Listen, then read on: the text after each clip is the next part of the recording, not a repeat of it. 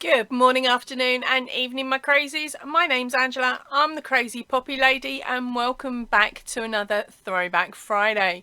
So on today's video, I have got for us a couple of little items. So come on, let's go and have a nose.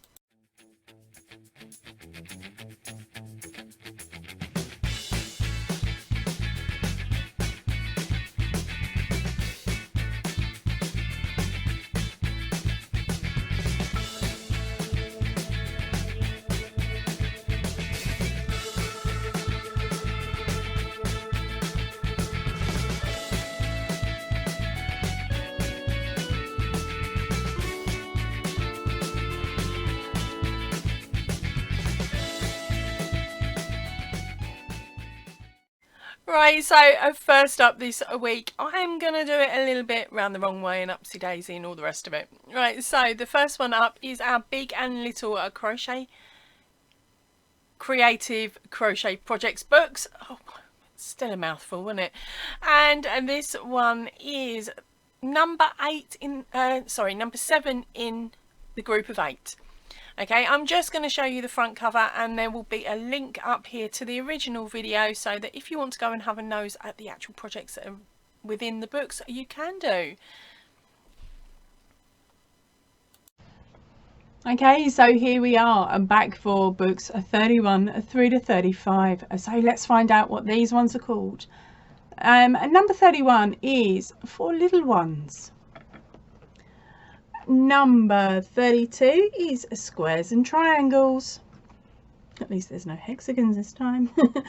Right, next one up is 33. It's tea time. 34 is a bright and breezy. And 35 is it's summer. So let's scoot back and tidy those up. Let's have a look at book 31. Right, so as I've said in previous videos, the books are all laid out exactly the same. And so you have your main contents page and then you have a welcome page. Then they jump straight into the pattern. So I'm not going to mention these two pages now for the rest of the video, okay? We'll just go straight on to the patterns. Right, so the first one up is a tiger paw socks. Okay, that may actually tempt me into making my very first pair of socks. I never know. Right, next one up is a button stall cover. Here we have a cheeky monkey tiebacks. That'd be quite cute for a little one's bedroom. Next one up is a daisy summer top. Bright snail mat. Oh, just a bit too far there. I thought. Yeah. Here we have art pencil case.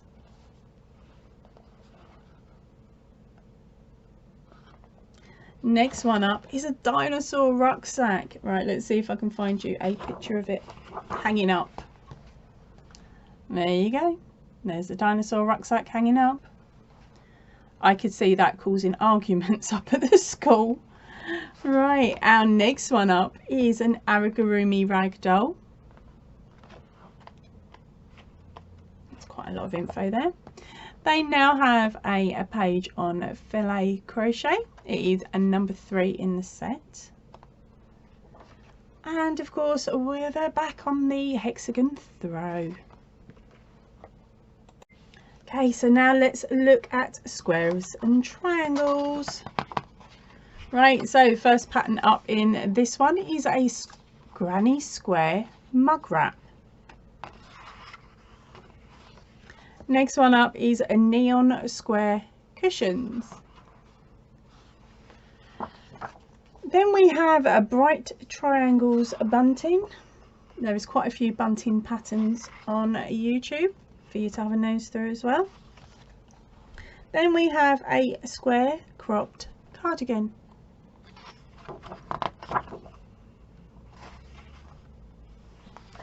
Here we have a blue diamonds duffel bag. And here is a pastel squares throw.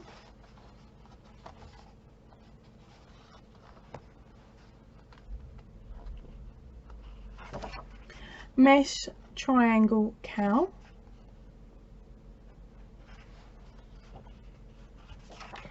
This is a patchwork purse.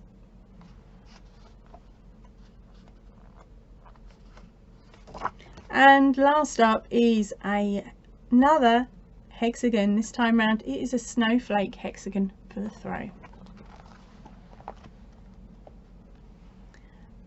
Right, and now on to bit 33, which is called It's Tea Time, and the first pattern up that they have is a flower pot mat.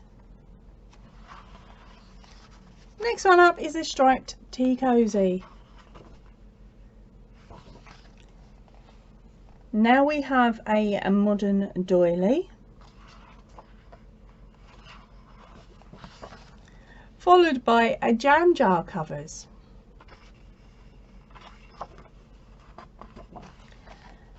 Now we have hot pot pads with a circular design in them, and a flowery table runner.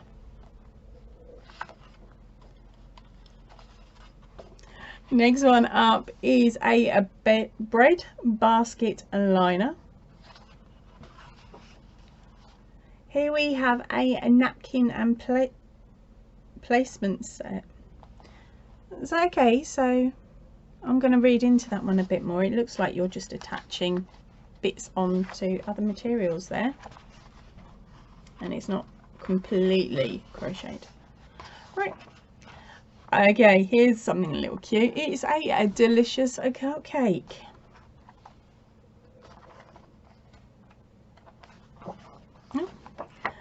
Here is our little extra information for this book, which is a button loops 2. Okay, and then last up is a river star hexagon for that blanket. Now on to book number 34. Oh, skipped a few there. Right. Oh, this is the bright and breezy. So we've got some clothing in this one. We have got a yarn cake shawl. Now it's saying for this one we can use a 1 times 150 gram of papaya yarn cake. I've got some of that. And what colour? They've got it in birthday. Okay, so I should be able to make that one quite easily. Next one up is the plastic bag basket. So a method of reusing all of them extra plastic bags you end up buying because you forget to take them out the boot when you get to the shop. Right, next one up is a rose garden cushion. Here we are, they are explaining how to do a 3-colour fan stitch. You change colour each row. Right, next one up is a pom-pom garland.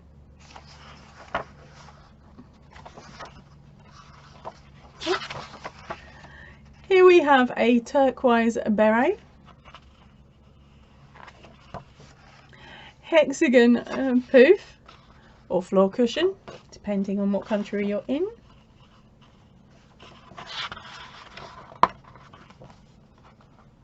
Okay, so that is the front of it, and here is an image of the back.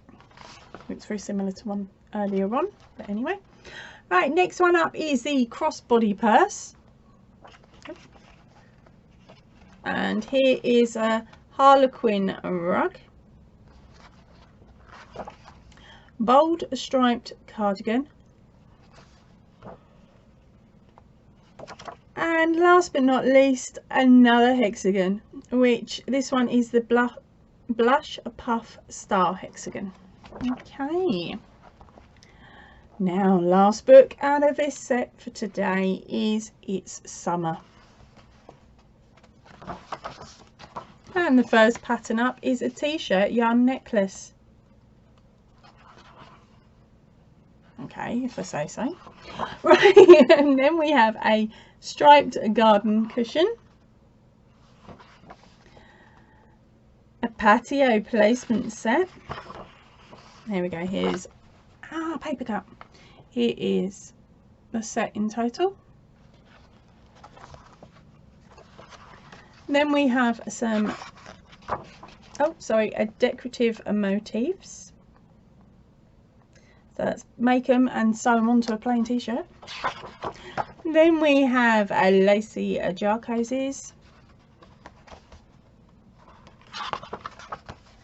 neon trim and beach bag,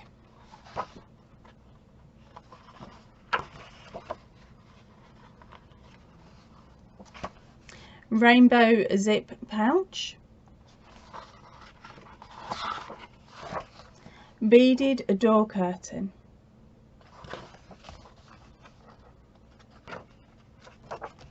wedding gloves,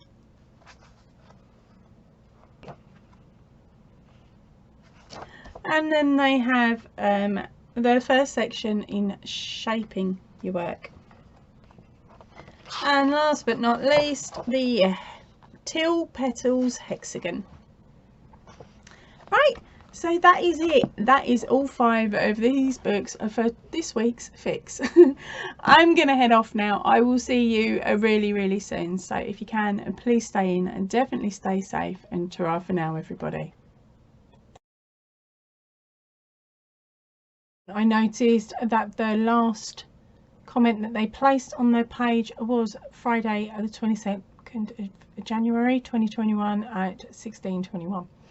Now I would scoot down and show you more of the page, but of course there are other people on this page I don't have their okay to show their picture or anything. Right, so I scooted down, I read through comments and found that they have had issues after book number 49. Lots of people haven't received it, although they are paying for it. So people have started chasing the company up. Now I tried to click on to the big and little crochet.com section because I thought maybe I could purchase some of the other ones that I may have missed, or even jump on.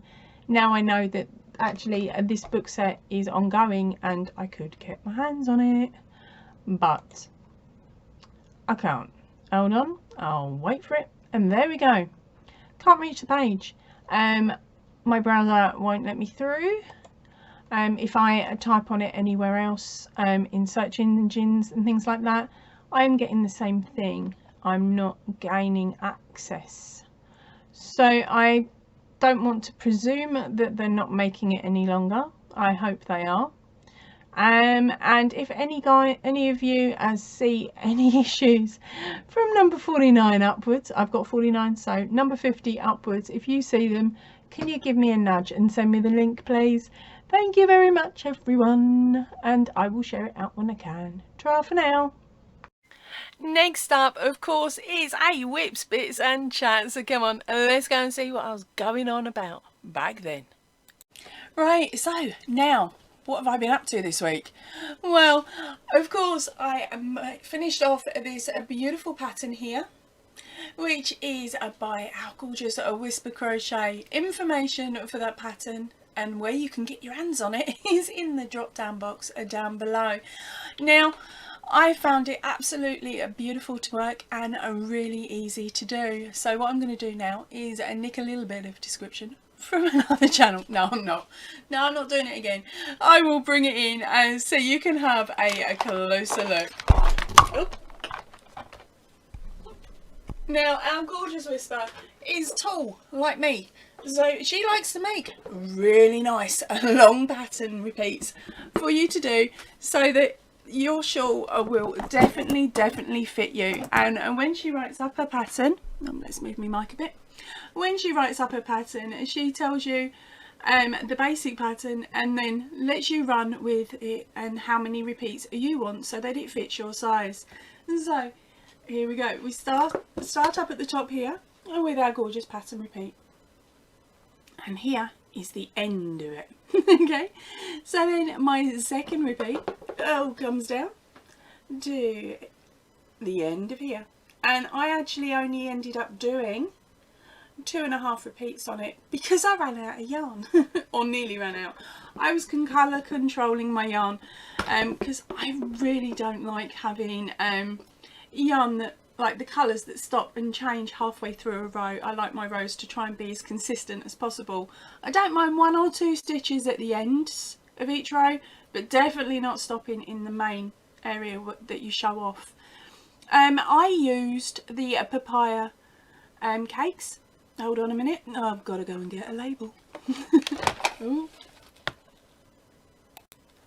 Right, there we go. Pause and restart. Right, I use the papaya cake. It is 150 grams or 530 ounces. There is a 540 meters or not 590 yards. It is a 100% premium acrylic, and it is a DK weight yarn that you can wash at 30, but you can't tumble dry it and you can't iron it, and you need to lay it flat to dry. They recommend a 4mm hook, but because I wanted a drapey style, I actually moved it up to a 5mm hook. Crikey me, move away from my 4. Yep, so it was a 5mm, and as I said, I used 2 of these cakes. Now I barely had anything left at the end of it, so really, if you wanted one at this length, of course you will need 2 cakes. Or what are we on, 590? Oh, I ain't doing the maths today. I'll leave that up to you guys to do. And with a little bit of editing magic, Tori is back up on her shelf. What I'm going to do is add a photograph in now, which some of you may have already seen if you have checked out mine or Whispers Instagram account. But the images will be added now so that you can have a look at it, because to be honest, showing you an image is a lot easier than me having to move my chair, get it off off a dory, and then attempt to get it on screen and in shot properly. I'm sorry, I'm on a lazy day today. Can you tell?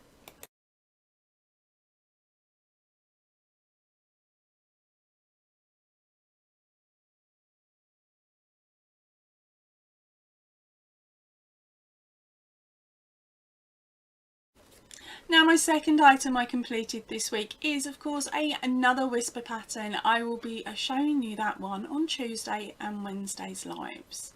Okay, that's when it is going to get moved out onto Dory, and the shawl is getting moved off. Other than that, I'm not spoiling it yet. I'm evil, aren't I? And the last item I finished this week was a box of poppies. That's right, another 60 done. All them ends.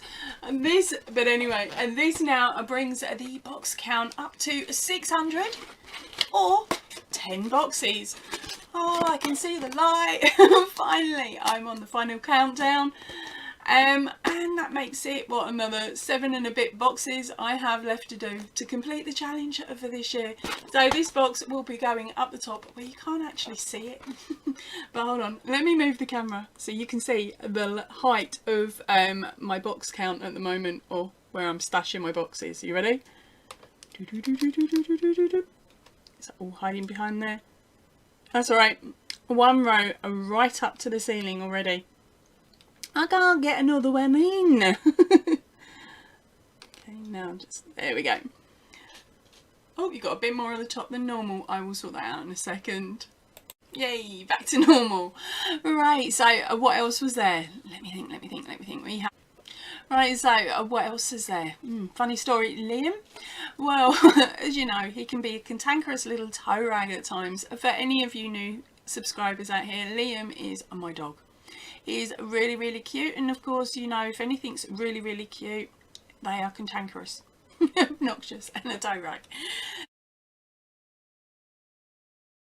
So, on Thursday, it was getting quite warm, and we'd missed his normal walk time slot, where it meant that the paths outside were okay and safe for him to walk on, so he wouldn't burn his pads. Don't get me wrong, they're not that hot yet.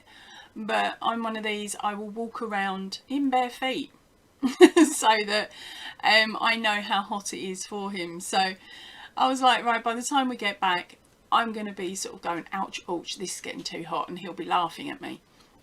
And so with my husband's car being in the garage, it was the day to pick up the car so he could go back to work and I could have my little Beetle back.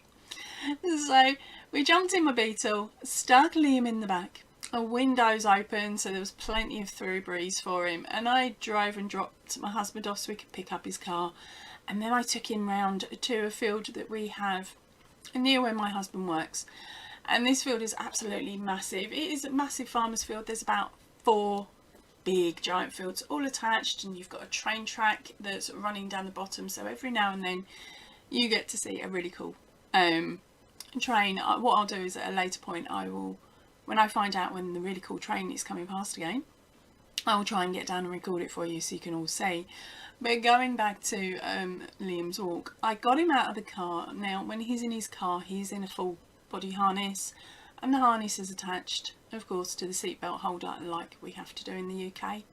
And normally what I would do is I would unhook the harness, take it off, leave it in the car and stick him on an extender lead, and then take him out the car and off we go for our walk. And then once he's been on the field for about 20 minutes, dropped a couple of bombs for me to pick up, I let him off his lead so then he can go a bit doolally.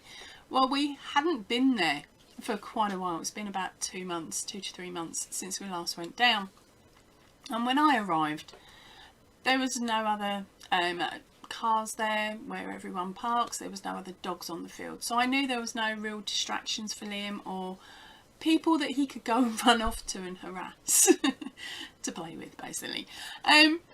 So I thought, you know what, I'm going to test him. I'm going to see how he reacts. Now the area itself is really, really safe unless there's another car comes down, but other than that it's really safe. And it was outside of the normal times when dog walkers would be using that field. So I took him out of his harness and I got out of the car and he looked at me and he's like, where's my lead? You haven't put my lead on. So I'm like, come on, out you get. So he's got out. He's sat by my legs on the floor and refused to move for a few moments, and I was like, oh, he's actually waiting. He thinks I've forgotten to put his extender lead on. I just looked at him and went, no, you're not having the lead yet. Off you go and sniff. So off he's gone, done his first load of sniffing and urinating, while I've closed and locked up the door, and then I've just walked towards the field, and he's sort of giving me this really strange look of, what is she doing? Why hasn't she secured me? Why am I not tethered? And I just called him and went, come on, let's go. And no lie, he was perfection. He was so perfect. He'd stop, sniff and catch up. Now of course, because of my sciatica in my leg, I hobble along like a 90-year-old, plus possibly more like 120 now, because I know 90-year-olds that are more mobile than me. And so I have to climb the sty and to get into the field, and once I'd done that I then put him on his lead for a short walk until he'd dropped his bombs. But of course he'd already done that in the garden and I'd forgotten that I'd seen him do it, and I know I need to pick it up. So after about 5 minutes I was like, hold on a minute, he's already done that. So take him off his lead and he's sort of looking at me and he's like, okay then, and he is following behind me because we don't go on to the main part of the field where any crops would be growing. We walk around the outside and there's what we used to call a snake path as a kid. Basically it is the well-trodden path that other walkers have created over time, or it's the gap between the crop and the edge of the field that the farmer leaves. So that's where we walked. So we were walking along there and he's sort of having a good old sniff because he hasn't been there for so long, thoroughly enjoying it, and then we go down to the little river. Now this little river runs along the side of the field. It's not a very fast flowing river normally. It's normally quite a nice steady flowing river, and it's only shallow. It really is. It's just sort of running over pebbles, but it's enough to keep him cool. And there's trees that are growing all up and over it, so it is shaded, so you could sit there when it's a 40-degree day. You could sit there knowing you're not going to get sunburnt, and you can be there for a good 2 to 3 hours. I've done it in the past.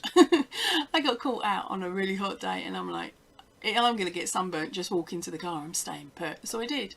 But going back to his walk, he was there and he's walked down and he looked at me as if to say, this is strange, this is a bit different, what's going on? And basically what had happened was there's on one massive tree that sits on the edge of the embankment, and that's where I would normally sit under, because he can jump up either side of that section in the embankment, run around the tree and shake so I don't get wet. Well, the tree has actually uprooted itself and it's falling into where the field was, so it looks like the farmer has had to cut off the top section of that tree, so we've just got a nice long plank. And so of course that's upturned, so he's like, what is going on? So of course I've had to do the walk and explore first to see whether he can still get up and down and around and all the rest of it, which he could. So then I called him over and he's like, oh brilliant, off I go. And so he jumped in the water, and this boy, unless the lake is stinky and scummy and all the rest of it like that, he won't go any higher than his knees normally, unless it's stinky and horrible and disgusting, and then he dunks. Well, this time round the water's flowing faster than normal and it's deeper, so he gets in very gingerly and he's looking at me and I'm like, go on, off you go. And so he's wandering up and down and he's found a deep pit and promptly sat down. Just looked at me as if to say, look, I'm being daring, Mum. But yeah, so he was there for about 20 minutes. I had a lot of fun, and then we came out on the field and did we did a lap of the field because it's such a big field. We did a lap so that he could dry off, and then I could get him in the car and bring him home. But even walking him back to the car, normally where I would put on his extension lead, I didn't bother. He just kept by my heels and was an absolute dream. But I'll tell you what, I'm not risking it if I take him again today, because you know what he'll do. He'll be a cantankerous toe rag, jump out the car and just peg it. And I'll be like, oh no. Right, so time to show you it without spoiling it too much. Right, so as it stands at the moment, I have recorded all the way up to row 20. Okay. I can't remember exactly how many rows it's going to be. I know it's around the 80 mark. So hopefully around the same size as the unicorn blanket. So as I said, I'm up to row 20. I've recorded all that. I just need to add my intro and the photographs of the completed blanket. So that video has got to wait for a bit more editing to be done yet. Right, I'm getting in such a tangle. Right, here we go. Remember, it's attached to everything. I'm going to, there we go, I was going to say I'll show you the back, but I haven't sewn the ends in, but I promised I'd do. So here it is at the moment. It's quite diddy still, thankfully. Actually, it's about the same size as most of the cupcake blanket. So as you can see, at the moment, up to row 20, and you are only going to need a black, white and green. That's not too bad. You can raid your stash for the green. I can't tell you how much weights, like the weights or how many yardages you're going to need for the blanket as yet, because I haven't finished making it, so I don't know myself, and I'm not going to sit there and do the math, because my math is always wrong, isn't it, Rogie? Right, so as some of you know, on Tuesday morning's live, it was labelled, I think, frog it, to frog it or not to frog it, that is the question. That was in regards to my new corner to corner blanket that I'm working on at the moment, and I hope to have the pattern out starting in at the beginning of August. Okay, so I did end up frogging it, and I have removed the working border, because on the original pattern you get to work a border around the actual image as well. Too many balls for me to muck around with on this table. I just don't have the room, so I've stripped it back. I've removed the border from the pattern that I'm going to be showing you on the channel. You're just going to get the basic pattern, just like with the unicorn blanket and the other C2Cs. It's just a normal, so then you can choose to add a different style border in. Okay, on the written pattern I'm going to keep it as it is, so that you have the option then to add the working border, or you can just do the blanket the same as me. Okay, so I've got to do a little bit of changing on that pattern so that people know where the divide is, because what I don't want to do is sort of change colours and things like that, so that when it's printed out it uses up loads and loads of ink. But I'm hoping that basically if you do get your hands on the pattern, you'll just highlight the bits you need, because that's what I've done. Now for the bestest bit of the whole video is your photos. So I got one this week. I am so super chuffed because I haven't had a new picture for a little while, and today's today's picture came from Heidi. I really hope I'm saying your name correctly, darling. Now Heidi is one of my newer crazies that has recently joined the channel. And she has got round to making the unicorn corner to corner. That's it, another gorgeous unicorn. Now this one I absolutely love. She has mixed it up a little bit with a new style border. I'm going to write all the extra information down the sides of the image so that you can see it for yourself and see what you think. I absolutely love it, Heidi. Really, it's gorgeous.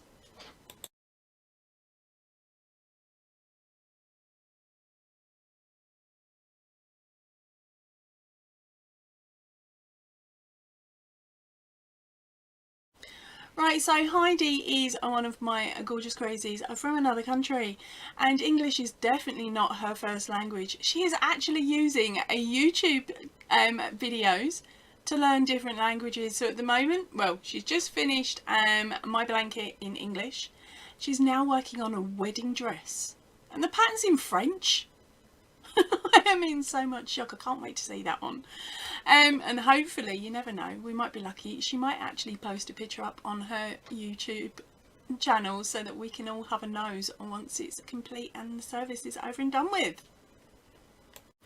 Now with the comments that were placed onto Heidi's picture, there has been a little bit of correction, as in I've cut it down, or I've run it through the spell checker, Heidi, just so I know that the English is correct and you've either spelt it slightly wrong or my dyslexia has seriously played up. But otherwise, everything that is written on there is correct.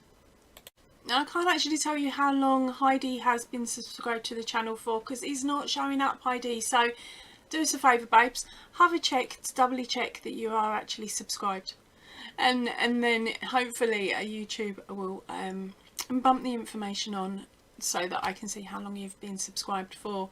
Now, talking about subscriptions and whether you are subscribed to the channel or not, please gang, when you pop in to watch a video, okay, and maybe you do the thumbs up, have a look and double check that you are still subscribed, because YouTube, of course, every now and then will go onto a channel and remove them if they've been inactive. Okay, so that is normally you guys. It will remove you if you've been inactive, and the way the algorithms seem to work is if you do not leave a comment and a thumbs up on videos, even if you've watched them, if you don't leave those comments, it classes you as inactive. It's a bit of an idiot thing to do. So what I suggest you do is once a month, and just put on a short text saying hello. Try not to copy and paste it from one YouTuber's account to another, because otherwise I would class that as spam. Flipping awkward and flipping annoying. So just a simple hello, I've watched. You don't have to put more than that, although with me I will comment underneath saying something like, hello darling, how are you doing? If you don't respond to that, that is perfectly fine. I'm not going to get upset and I'm not going to get offended. I'm just going to automatically know that you're doing it to make sure that you are still subscribed to my channel. And of course with other creators as well, if you do the same thing to them, and they're going to feel exactly the same way. Alright, it's just nice to know that you're there, that you're watching, and that you're not going to get kicked off by the YouTube bots. Right, that is it for today's episode. I hope you've enjoyed looking back at earlier videos. Right, I'm going to head off now. I will see you all really soon. So if you can, please stay in and definitely stay safe. Ta-ra for now, everybody.